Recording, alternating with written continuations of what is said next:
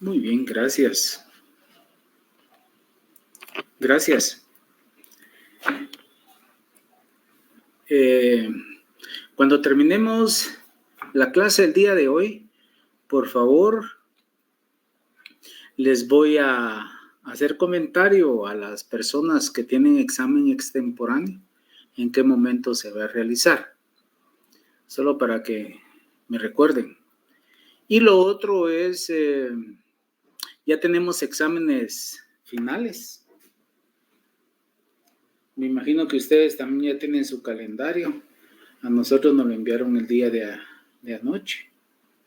Entonces, nuestro examen es el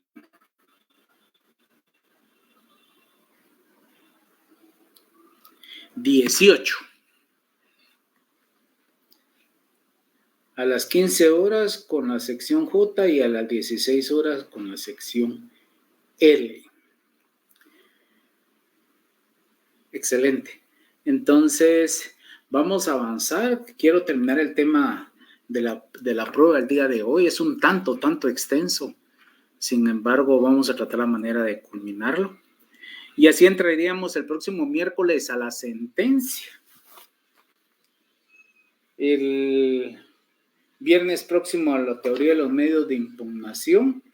Y si tienen el contenido de su programa, de una vez como un avance, el examen final va a estar de la prueba, la sentencia, teoría de la impugnación, cosa juzgada, costas y gastos procesales. Sobre esos 5 temas va a ser el examen final. Sí. Entonces, continuemos con los principios. Nos habíamos quedado específicamente en el principio de formalidad y legitimidad de la prueba. Nos toca el principio de concentración. Muy bien. Este principio específicamente tiene su basamento en que la prueba tiene que practicarse de manera directa en presencia con el juez, cuyo propósito conlleva es que el juez, al tener ese contacto con la prueba, va a tener un mejor criterio legal para emitir la sentencia que en derecho corresponde. Y uno de esos ejemplos, pues, sería el reconocimiento judicial, porque él está presente ahí. Y este es el principio de concentración de la prueba. Es decir, fundamentarse en que se practique o se lleve a cabo la prueba en presencia del juez. Y con ello, formarle un mejor criterio. ¿Está congelada la imagen? Pregunto. Por favor. ¿O será que solo a una persona se le congeló?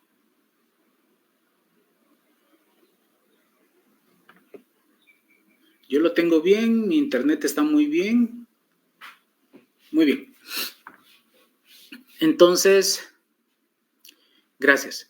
Entonces, el propósito del principio de concentración es que la prueba se practique de manera directa en presencia del juez.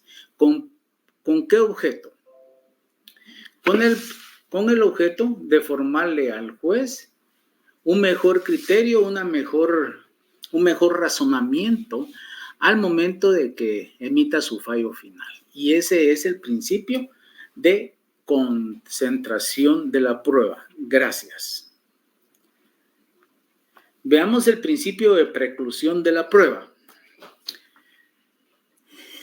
Recordemos y traigamos a la mente en este momento de que en el procedimiento que se lleva a cabo dentro de un juicio hay etapas procesales y esas etapas procesales tienen que cumplirse, tienen un plazo. tienen un tiempo. Entonces, cuando estamos en la etapa procesal de la prueba, el principio de preclusión lo que hace es que si no se hace uso de ese plazo, de esa etapa procesal de la prueba, se le va a extinguir o le va a precluir el derecho de poder presentar sus medios de prueba. Y por eso es que existen en un juicio esos pasos, esas etapas procesales, para que en su momento se vaya cumpliendo con los plazos que la ley fija. Y cuando toca precisamente el momento de la prueba, tiene que aportarse esa prueba en ese momento procesal, en esa etapa oportuna. Porque de lo contrario le va a precluir su derecho, se le va a extinguir. Y por lo tanto, eso es contraproducente a la acción procesal que se ha iniciado a través de la demanda, si fuera el demandante. O en su caso, la defensa que podría ser el demandado. En conclusión, podríamos decir que es el derecho o la facultad del acto procesal que tienen las partes para aportar las pruebas. Y si no lo hacen en esa etapa procesal, se extingue su derecho y por lo tanto pierden el momento oportuno para poder aportar la prueba. Aquí mucha atención. En los juicios siempre va a haber un momento para aportación de los medios de prueba. Si bien es cierto, se aportan en la demanda, en el momento de la audiencia, o en la contestación de la demanda, las pruebas, en el momento de la audiencia le va a comentar o le va a decir el juez cuáles son los medios de prueba aportados y usted ya dice cuáles son, pues los tiene que decir, ¿sí? Entonces, en eso consiste el principio de preclusión de la prueba, que hay que aportarla en su momento procesal oportuno. Si no se hace, se le va a extinguir ese derecho y por lo tanto no va a aportar las pruebas para crearle al juez una convicción en cuanto a los hechos que ha vertido alguna de las partes. Muy bien. Entremos al principio de libertad procesal. ¿En qué consiste? En este precisamente es que los hechos que se presenten de manera directa o indirecta por las partes procesales pueden justificarse con el afán de que el juzgador le dé la posibilidad de calificar las pruebas si son suficientes o no. Entonces, las partes tienen esa libertad de presentar los medios de prueba de manera directa o indirecta al juzgador para justificarle que los hechos y la prueba son congruentes, tienen íntima relación y así el juez tiene esa posibilidad o esa facultad de calificar si la prueba es suficiente o no. Porque si la prueba no es suficiente, lo que va a hacer el juez es no aceptarla. Ahora, con esta posibilidad que se le da a las partes de probar los hechos, tiene que ser a través de medios lícitos, es decir, medios de convicción que están debidamente regulados en nuestras disposiciones legales. No pueden ser medios probatorios ilícitos, en contra de la moral, en contra de las costumbres, lo que ya hemos platicado. Muy bien. Entremos al principio de pertinencia, idoneidad y utilidad. Principio de pertinencia, idoneidad y utilidad. Cuando hablamos de este principio de pertinencia, aquí el propósito es demostrar a través de la prueba que tiene una íntima vinculación con los hechos que se han presentado en la demanda, o esa íntima relación que tiene la prueba con los hechos que se han presentado en la oposición de la demanda o en la contradicción de la demanda. Tanto el demandante como el demandado tienen esa posibilidad de demostrar a través de la prueba que los hechos que ha motivado la acción procesal son congruentes con la prueba. Y ese es de pertinencia. Ahora, ¿en qué consiste el principio de idoneidad? Aquí la prueba lo que va a hacer es demostrar determinado hecho que tenga relación con el derecho. Es decir, que esté fundamentado con un medio probatorio. Aquí podríamos tener un ejemplo. De conformidad con la ley, para que una escritura pública surta sus efectos legales y sea objeto de inscripción en el registro de la propiedad, el Código Civil determina que tiene que autorizarse en escritura pública. Si usted quiere demostrarle al juez la idoneidad de su prueba, de que ese bien inmueble es suyo, tiene que demostrárselo a través de una escritura pública, el testimonio de esa escritura. Pero no es válido si se demuestra que usted compró un bien inmueble a través de un documento privado. Ese no es el documento idóneo. Esa prueba no va a ser idónea legalmente hablando. ¿Por qué? Porque el Código Civil le determina que para que una compraventa sobre un bien inmueble sea inscribible, tiene que autorizarse o celebrarse a través de escritura pública, no a través de un documento privado. Y vayámonos más lejos aún. ¿Qué pasa si se hace una compraventa a través de un acta notarial? Tampoco es el documento idóneo, no va a ser una prueba idónea de poderle demostrarle al juez de que hay una relación, los hechos con el medio de prueba y le está demostrando la idoneidad legal del documento.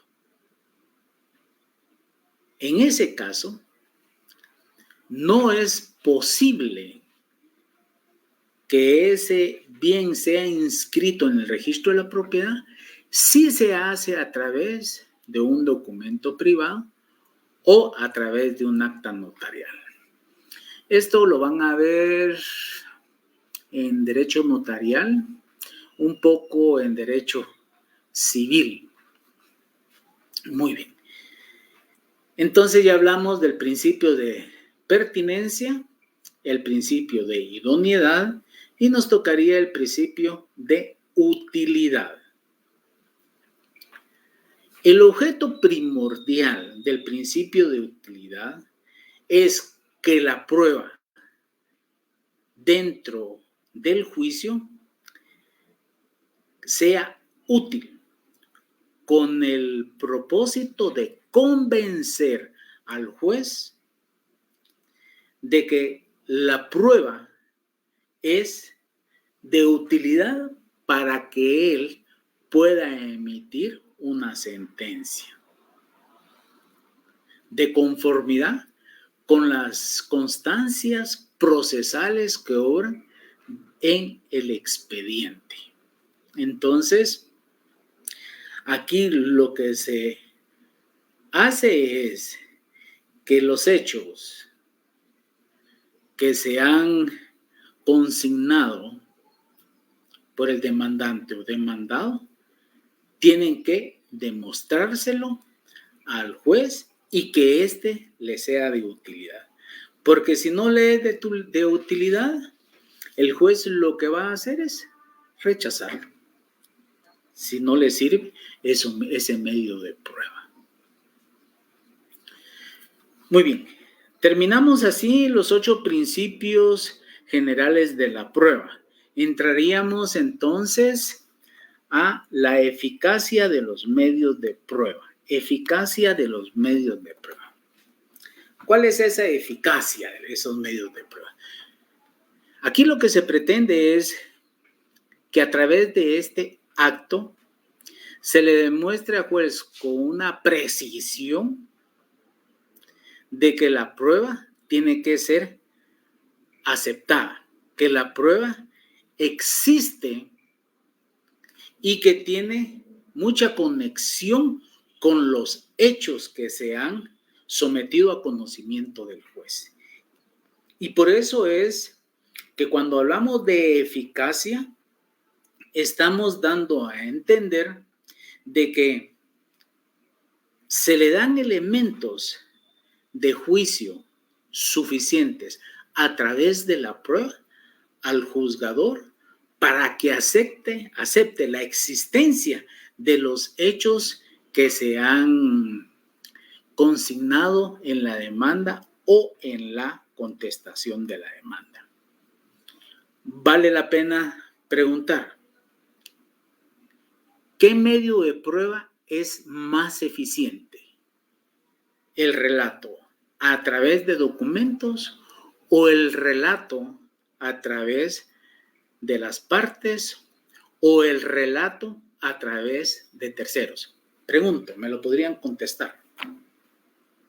¿Cuál tiene más eficacia como medio de prueba?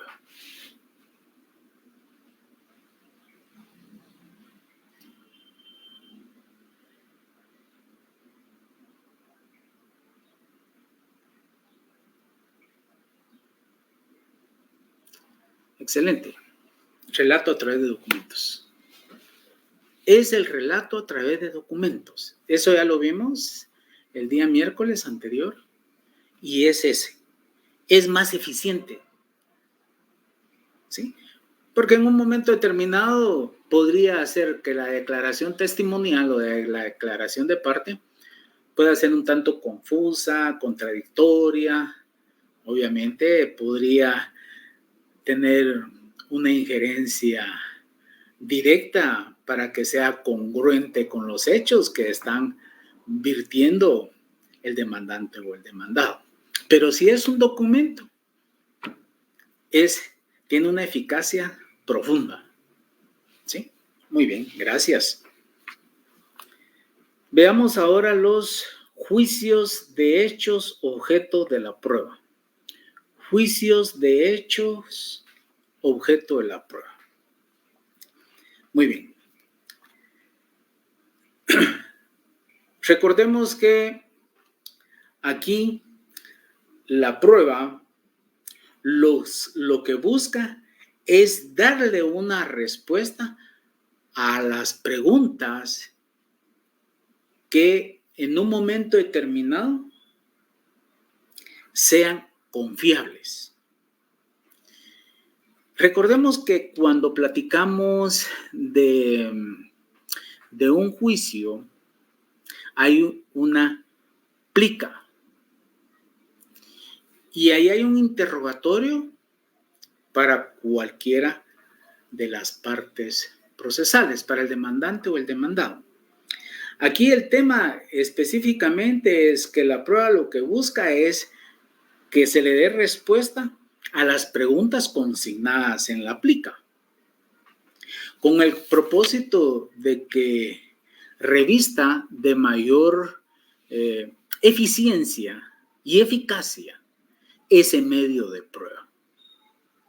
Entonces, nuestros códigos o nuestro sistema jurídico determina que hay hechos o juicios de derecho y hay hechos o juicios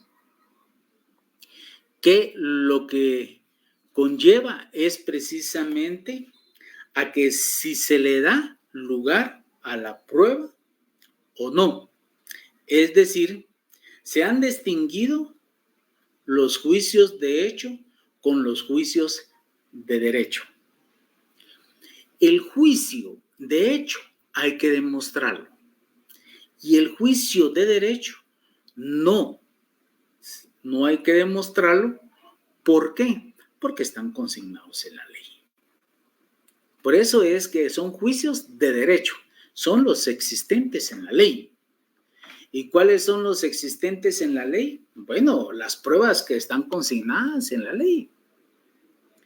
Y los juicios de derecho, eso sí hay que demostrarlos. ¿Por qué?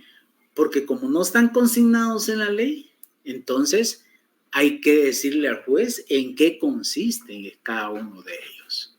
¿Sí? Particularmente lo que veo es que los juicios de hecho tienen que ser objeto de prueba y los juicios de derecho no tienen que ser objeto de prueba porque están estipulados, señalados o establecidos en la ley. Los únicos que han de demostrarse por las partes son los juicios de hechos. ¿Sí? ¿Y cómo lo vamos a poder determinar con mayor precisión? Eso va a ser en el momento en que ustedes ya tengan, digamos, los procesales, ¿sí? Cuando vean procesal civil y mercantil, procesal penal, procesal constitucional, y ahí es donde se van a dar cuenta de todo esto que estamos hablando hoy, de que cómo se van a ir introduciendo en la demanda o en la contestación de la demanda cada uno de estos elementos que hemos platicado. Claro, no se le llama como juicios pertinentes o no, pero el hecho de poderlos aportar en la demanda o en la contestación se le da al juez esos elementos suficientes para que emita una sentencia apegada al derecho. Y siempre hay que buscar algo que es muy, muy importante. Que los hechos que se consignen en la demanda sean congruentes con los medios de prueba aportados. Porque si no son congruentes, el juez lo que va a hacer es rechazarlos. ¿Sí?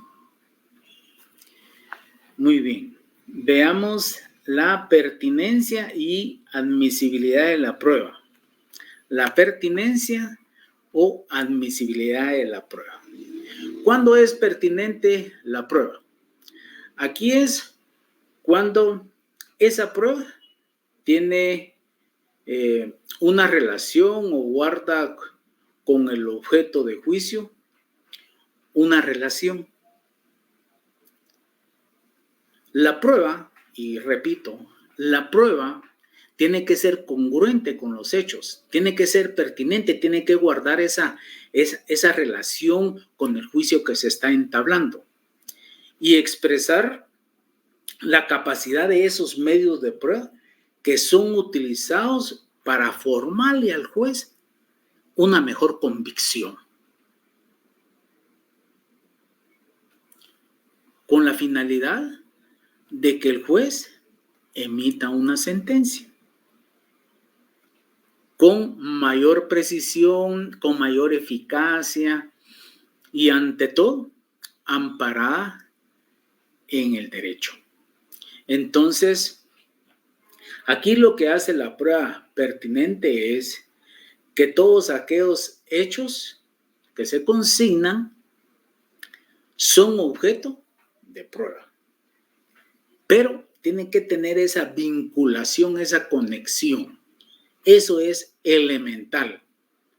Y que le demuestre al juez que esos hechos son pertinentes, son necesarios, son demostrables. Eso es oportuno.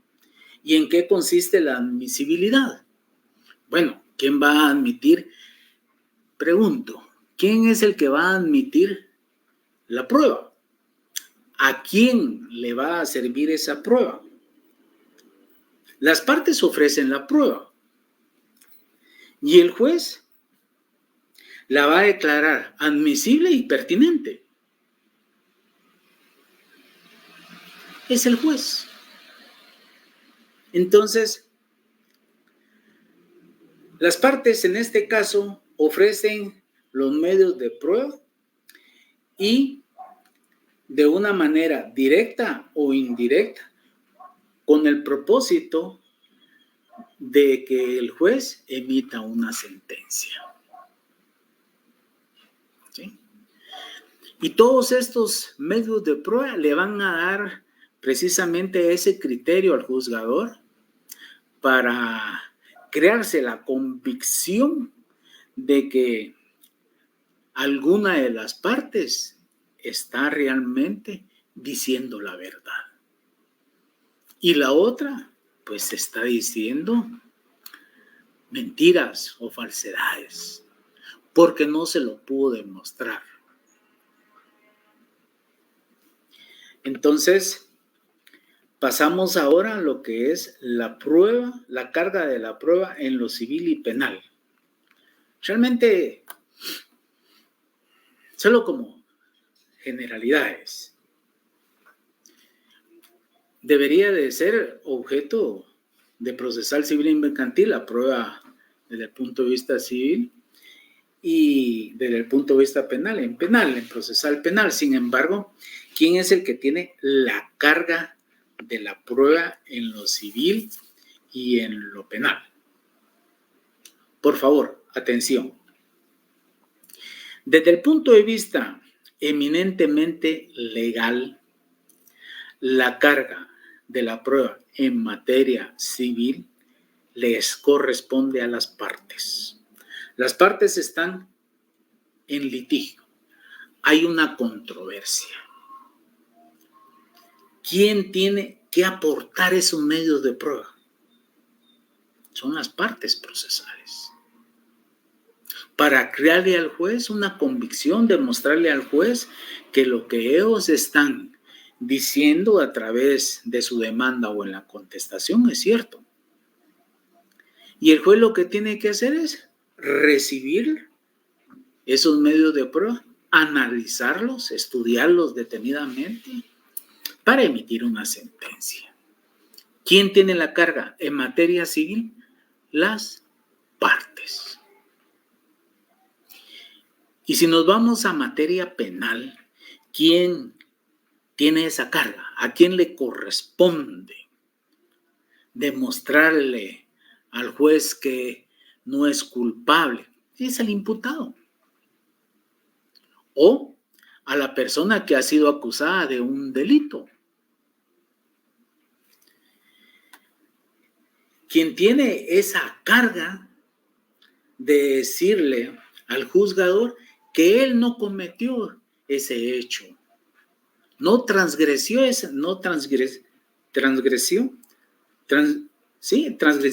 esa norma jurídica, ese precepto legal, que él no ha cometido ningún delito y por lo tanto él lo tiene que demostrar. La diferencia entre lo civil Y lo penal es que lo civil, las partes procesales tienen que demostrarlo y en materia penal le corresponde al imputado o a la persona que ha sido acusada de un delito. Entonces, él no ha transgredido ninguna disposición legal que se le atribuya, pero lo tiene que demostrar. Bueno, podría ser objeto de una pregunta de examen, ¿verdad? ¿Quién tiene la carga? ¿Cuál es la diferencia en cuanto a la carga en materia? ¿A quién le corresponde la carga en materia penal y en materia civil? Podría ser. Bueno, ya será en su momento. Veamos ahora lo que es la distribución de la carga de la prueba en lo civil.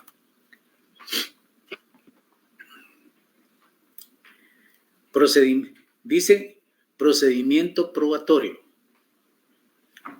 Les he comentado de que en todo proceso hay una etapa procesal de la prueba, donde en ese momento hay que, según esto, está la proposición de la prueba, el ofrecimiento de la prueba, la petición de la prueba, diligenciamiento de la prueba, caracteres del procedimiento probatorio, la prueba producida en otro juicio y la prueba en proceso penal. Bueno, el procedimiento probatorio, estamos hablando que aquí son las partes procesales que tienen que aportar los medios de prueba. Tienen esa carga procesal. Y lo tienen que hacer, porque si no lo hacen, van a perder el momento oportuno y les va a precluir su derecho. Se les va a extinguir. Van a perder esa oportunidad. En una audiencia se va a dar este procedimiento probatorio, que son aquellos actos que se realizan en la sede del tribunal o en presencia del juez ante un órgano jurisdiccional competente. Ahí se van a practicar con algo que es importantísimo. Tienen que cumplirse los plazos, porque si en el plazo de 10 días abren a prueba, ahí las aporta dentro de los 10 días. Pero si usted lo aporta al 11º día, le precluyó su derecho, perdió esa oportunidad. Y posiblemente ese juicio usted lo vaya a perder. Entonces, mucha atención. Esos procedimientos probatorios hay que cumplirlos dentro de los pasos, dentro de las etapas que la ley establece. Cada una de las partes o de los litigantes, obviamente, tienen un interés dentro de ese proceso. Uno porque demandó y el otro porque se está defendiendo. Demandante, demandado. Entonces, cada uno va a hacer sus peticiones, sus solicitudes, demostrarle al juez dentro de esa etapa procesal qué medios de convicción está aportando, por qué lo está haciendo, crear en el juzgador esa convicción para poder resolver con mayor precisión, demostrarle al juzgador de que lo que se está diciendo es veraz, es real. Entonces, todo lo relativo al ofrecimiento de las pruebas tiene que ser en su momento oportuno. Y con atención a qué medios de prueba va a presentar. Si establecemos que el artículo 128 del Código Procesal Civil y Mercantil establece esos medios de prueba, pues decir qué medio de prueba: presentar declaración de parte, declaración de testigo, reconocimiento judicial, medios científicos de prueba, presunciones humanas o legales. Entonces, documentos hay que demostrarle al juez. Ahora, en ese procedimiento probatorio, iniciamos con la proposición de la prueba. Proposición de la prueba. Y este es un acto eminentemente procesal en donde las partes tienen que intervenir en el juicio, solicitando la realización de las pruebas, ya sea en defensa de sus intereses o en rechazo de sus intereses. Pero aquí cada uno lo que va a hacer es defender sus intereses. Y esa proposición de la prueba precisamente es donde le da la potestad a las partes ya intervenir dentro de esa etapa procesal de la prueba. Solo estamos hablando de la etapa procesal de la prueba. Porque una vez concluida la prueba, viene la sentencia, que es el tema que nos tocaría más adelante. Solo estamos en la prueba. La proposición de la prueba, entonces sabemos que es un acto eminentemente procesal en virtud del cual las partes intervienen en el proceso, en el juicio, solicitando que se realicen las pruebas que tiendan a la averiguación de los hechos, ya sean pruebas pertinentes y están defendiendo sus intereses, están defendiendo sus derechos, y esa es la proposición de la prueba. Las partes la tienen que hacer. Muy bien. Después nos vemos al ofrecimiento de la prueba. ¿Quién tiene que ofrecer la prueba? Pregunto, ¿quién tiene que ofrecer la prueba?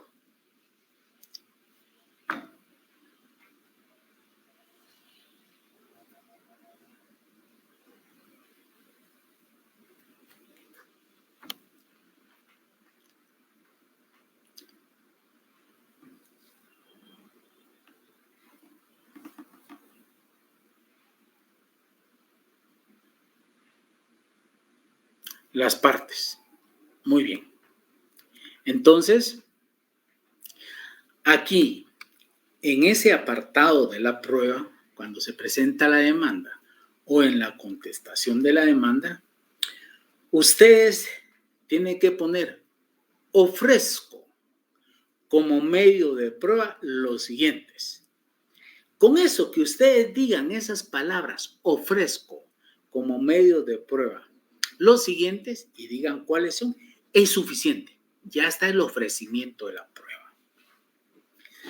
Tal vez les es un tanto confuso porque no tenemos la opción de ver una demanda o una contestación de demanda.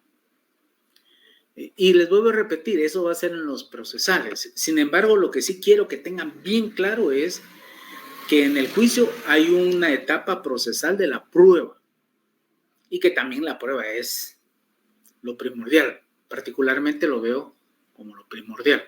Entonces, cuando presente su demanda o en su contestación, tiene que poner estas palabras tan sencillas: ofrezco como medio de prueba los siguientes. Y ya hace mención cuáles está haciendo. Está la proposición, que es el derecho de intervenir de las partes dentro del proceso, en ese proceso de la prueba. Está el ofrecimiento, donde cada una de las partes tendría que decir en la contestación o en la demanda que ofrece como medio de prueba los siguientes. Y dice cuáles son. Después viene la petición de la prueba. ¿Quién tiene que pedir la prueba, que sean admitidas las pruebas, que sean admitidos esos medios probatorios.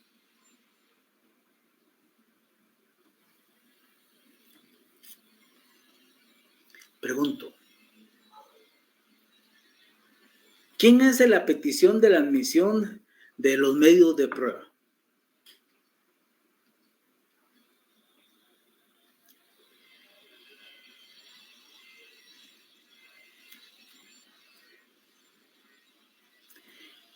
El juez hace la petición de los medios de prueba. Estamos en el apartado de la prueba. ¿Quién solicita que se admitan su prueba? Son las partes. Son las partes que solicitan que se admitan las pruebas. Por eso es que en el apartado de la demanda está precisamente la prueba. Y allí se solicita que, ya sea el demandante o el demandado, solicita que se admitan los medios de prueba. Porque hay un apartado de petición en la demanda o en la contestación. El juez lo que va a hacer es analizar la prueba, pero la petición que se admitan esos medios de prueba le corresponde a las partes. El juzgador toma todos esos medios de prueba como una unidad, como un conjunto, como un principio de la prueba, los analiza y emite la sentencia. Pero la petición de que sean admitidos esos medios de prueba les corresponde a las partes procesales. Entonces ya tenemos la proposición de la prueba, que es la intervención de las partes dentro del proceso. Tenemos ya el ofrecimiento de la prueba. ¿Quién ofrece la prueba? Son las partes procesales. En el apartado hace mención, ofrezco los medios de prueba siguientes y dice cuáles son. ¿Quién hace la petición que sean admitidos los medios de prueba? Son las partes procesales. ¿Sí? Entonces, obviamente, cada una de las partes va a elegir los medios que sean idóneos para producir la prueba y convencer al juez de que existe una relación en cuanto a los hechos y las pruebas. Y el juez le va a ser mucho más sencillo emitir una sentencia, si todo es congruente. ¿Sí? Entonces la petición tiene que hacerle a las partes. ¿Y quién va a acceder a esa petición? ¿Quién va a aceptar esa petición? Ese petitorio, esa solicitud, va a ser el juez. ¿Sí? Porque el juez es quien califica la demanda y el juez es quien califica la contestación. ¿Sí? Muy bien. Veamos el diligenciamiento de la prueba. Diligenciamiento de la prueba. Aquí es el momento donde se practican los medios de prueba. Como ya se hizo la petición, ya está la solicitud de la parte interesada o de las partes procesales, ya el juez accedió, admitió esos medios de prueba, entonces inicia lo que es el diligenciamiento o práctica de la prueba. En este momento es donde el juez recaba esos medios de prueba, ¿sí? Recepciona esos medios de prueba y los incorpora dentro del proceso, los adjunta dentro del proceso. Vean cómo son las etapas.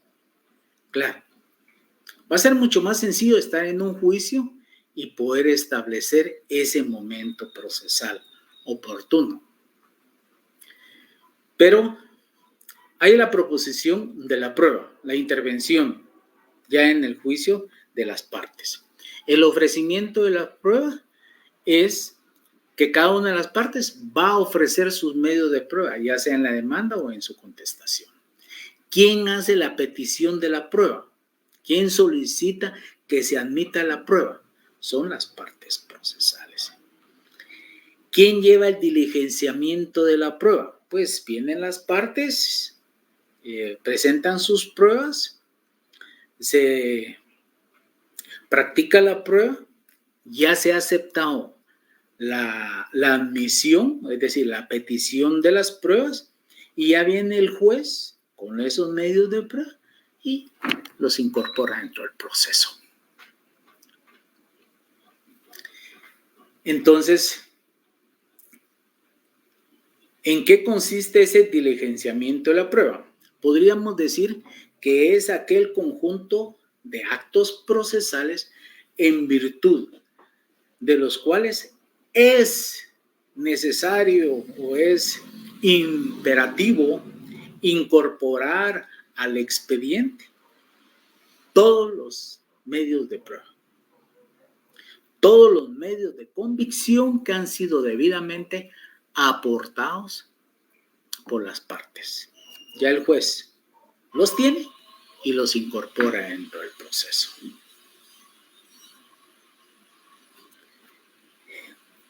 Veamos cuáles son los caracteres del procedimiento probatorio. Caracteres del procedimiento probatorio. Se puede concebir que dentro de un juicio, ¿sí?, existe una controversia y es así. No podemos decir que un juicio existe y no hay controversia, porque el llevar a un juicio es precisamente porque existe una controversia. Hay un pleito entre las partes procesales. Entonces, la prueba lo que hace es demostrarle al juez que lo que cada una de las partes procesales dice es cierto. Eso es. O en su caso, una de las partes puede decirle al juez que lo que está diciendo la otra es totalmente falso. Entonces, aquí lo que tratamos es que en los caracteres del procedimiento probatorio es de fiscalizar que se cumpla a lo largo de todo el proceso, desde que se incorporan las pruebas al proceso hasta que se emita la sentencia. Cuyo propósito, ¿quién tiene la fiscalización? El juez. Pero las partes pueden fiscalizar. Claro, yo voy a fiscalizar qué es lo que está diciendo la contraparte. Tengo esa posibilidad de hacerlo. ¿Y cómo lo hago? Pues estoy presente en su momento cuando está la declaración de parte, o cuando hay declaración de testigos, o cuando hay un informe del experto o del perito. Porque quiero saber si realmente está produciendo la prueba o no. Quiero estar presente. Entonces, ese diligenciamiento del procedimiento probatorio lo realizan las partes y el juez también. Es una fiscalización. Aquí son el juzgador y las partes que me van a fiscalizar. Yo voy a fiscalizar qué es lo que está diciendo la contraparte. Y el juez va a fiscalizar qué es lo que estamos diciendo las partes. ¿Sí? Y en eso consiste precisamente los que es uno de los caracteres del procedimiento probatorio. Esa fiscalización. Y que se cumplan las garantías para que cada parte pueda cumplir con la obra de fiscalizador. Y que se cumplan los plazos. Porque si se recibe una prueba fuera del tiempo, la parte se puede oponer. No se va a quedar callada, tiene que fiscalizarlo. ¿Sí? Entonces, esa facultad o esa posibilidad o ese derecho de fiscalización de la prueba le corresponde tanto al juzgador como a las partes. De estar presentes en el momento que se lleven a cabo el diligenciamiento de las pruebas. Y ahí se está, tal vez, si ustedes lo ven a través de esta corta explicación, lo ven como que es un tiempo bastante extenso. Depende de qué tantos medios de prueba se van a aportar. Y les puedo decir que depende, obviamente, la clase de juicio, pero se podría llevar 1 hora todo este proceso, ¿sí? ¿Cómo se podría llevar mucho más si van a incorporar 1000 medios de prueba? Creo que un día no va a ser suficiente, ni 2 ni 3, ¿sí? Ahí depende la magnitud del proceso que se está ventilando, pero por lo regular no se lleva tanto tiempo todo este procedimiento, salvo tal vez en materia penal esos juicios que se conocen ahora de alto impacto, pero lo contrario no es tan tardado. Pero bueno, hago la aclaración siempre y cuando no sean muchos los medios de prueba que se aporten, o en su caso, si son bastantes, puede llevar, pues obviamente, más tiempo, ¿sí? Veamos la prueba producida en otro juicio. Aquí específicamente se da cuando en un juicio determinado hay pruebas que se producen y que puedan servir en otro juicio. ¿Y cómo se da en estos casos? Especialmente cuando hay un juicio penal, ¿sí? Tiene consecuencias patrimoniales. ¿Por qué? Un ejemplo, un robo. Entonces la persona está denunciando el ilícito. Y por lo tanto, tiene que pedir que le devuelvan su bien, si son joyas o algo por el estilo. Entonces, la prueba producida en otro juicio es la consecuencia práctica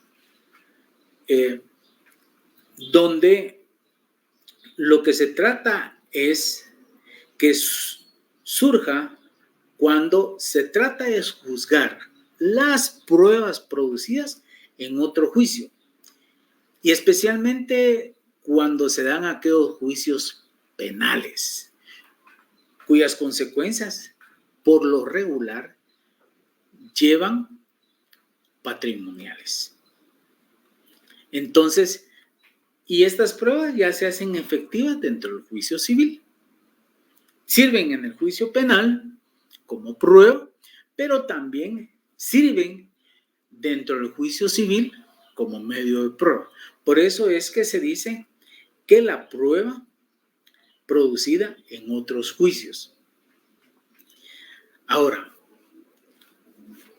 desde el punto de vista de la jurisprudencia, no hay una congruencia en los fallos.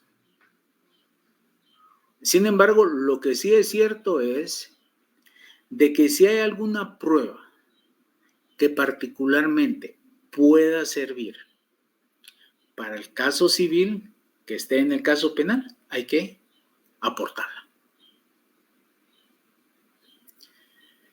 Entonces, esto específicamente es cuando se dan determinados delitos, ¿sí? No siempre van a servir esos medios de prueba en otro juicio, ¿sí? Porque si fue un secuestro, hay un delito. Pero en materia civil podría haber daños y perjuicios, ¿sí? Se podría demandar por daños y perjuicios, ¿no? Y que demostrarle que ellos cometieron el secuestro y hay un daño, ¿sí?, sobre la persona, psicológicos, no sé cuántos más podrían haber, psiquiátricos, emocionales, y solicitar por daños. Podría darse. Pero lo que sí es cierto es, si una prueba en materia penal le es de beneficio en materia civil, la puede solicitar y aportarla, ¿sí? Muy bien. Vamos a la última, la prueba en el proceso penal. Creo que esto es un tanto redundante, ¿sí? Porque la prueba en un proceso penal se tiene que ofrecer ante el órgano jurisdiccional competente y se va a aportar en el memorial cuando se inicia el proceso penal.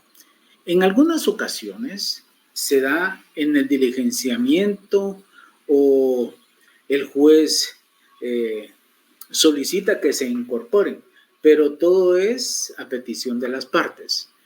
Entonces, a petición de la parte. Entonces, aquí la prueba en el proceso penal, no solo el Ministerio Público la puede aportar, ¿sí?, que a él le corresponde la persecución de la acción penal. El imputado tiene que demostrar que él no fue, que ya lo vimos anteriormente. Entonces, él tiene que aportar esos medios de prueba en el juicio penal. Él tiene que defenderse. En este caso hay dos opciones. Una es, hay una acusación donde van medios de prueba y quien tiene la carga de defenderse es el imputado. Él tiene que demostrar que él no cometió ningún ilícito.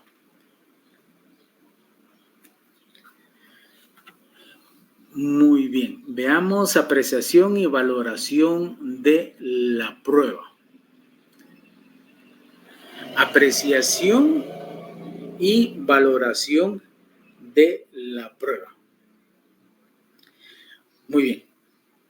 ¿A quién le toca apreciar y valorar la prueba en un juicio? Pregunto.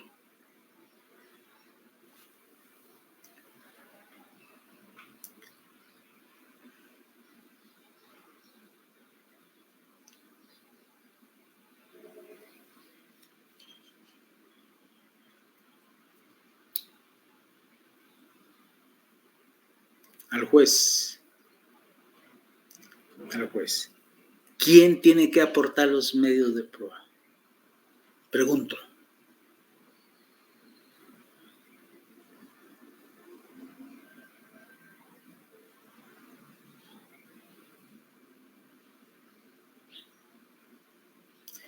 ¿Quién tiene las partes? Entonces, ¿solo las partes pueden aportar medios de prueba? ¿Solo las partes? El juez las recibe, ¿sí? Las ofrecen las partes y el juez las recibe. Las partes son los que aparte van a aportar los medios, pero solo las partes. ¿De dónde dejamos a los terceros? Sí, así es. Los terceros, los testigos, los expertos. Un examen médico forense, un estudio socioeconómico de una trabajadora social, ¿sí? Entonces, la apreciación y valoración de la prueba le corresponde al juez. ¿Quién está aportando la prueba? Las partes procesales y los terceros. Eso es. Muy bien. Y por último, veamos...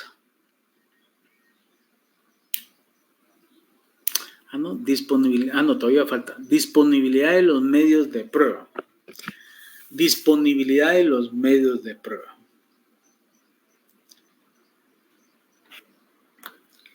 Muy bien. Aquí es que específicamente las partes tienen que aportar la prueba. Eso ya estamos conscientes. El juez la recibe. Cuando hablamos de disponibilidad de los medios de prueba, es cuando la prueba que no ha sido objeto de una prevención especial, entonces hay que aclararlo, que esta prueba es de mucho beneficio para el proceso, para dilucidar la controversia que está conociendo el órgano jurisdiccional. Entonces podríamos decir que no prohíbe al juez ni a las partes acudir a los medios de prueba no especializados. Esto lo que tienen que hacer es que los medios de prueba tienen que tener las garantías generales para que en el proceso se pruebe lo que se está argumentando. En otro orden de ideas, la disponibilidad de los medios de prueba están allí para que las partes las aporten al proceso. Y el órgano jurisdiccional lo que tiene que hacer es recibirlas, analizarlas y emitir una sentencia apegada a derecho. Y esa disponibilidad es precisamente que hay medios de prueba que se tienen que recibir si no son prohibidos. Si son ilícitos, no se pueden recibir. Entonces, es donde esa carga que tienen las partes procesales es de presentar sus medios de convicción dentro del orden legal, la idoneidad, de buena fe, lícitos, contundentes, rigurosos, claros, pertinentes, para que el juez pueda emitir una sentencia que en derecho corresponde. No podemos aportar medios de prueba ilegales, ilícitos, que están fuera de los cánones legales. Y por último, hablamos de los sistemas de valorización de la prueba, y eso les queda a ustedes de carga. ¿Cuáles son los sistemas de valorización de la prueba? Son 3. Me los estudian y me cuentan cuáles son el próximo miércoles. ¿Estamos? Voy con el anuncio. Las personas que solicitaron su examen extemporáneo, que lo hicieron a través de la secretaria de coordinación, ¿sí? El mismo se va a realizar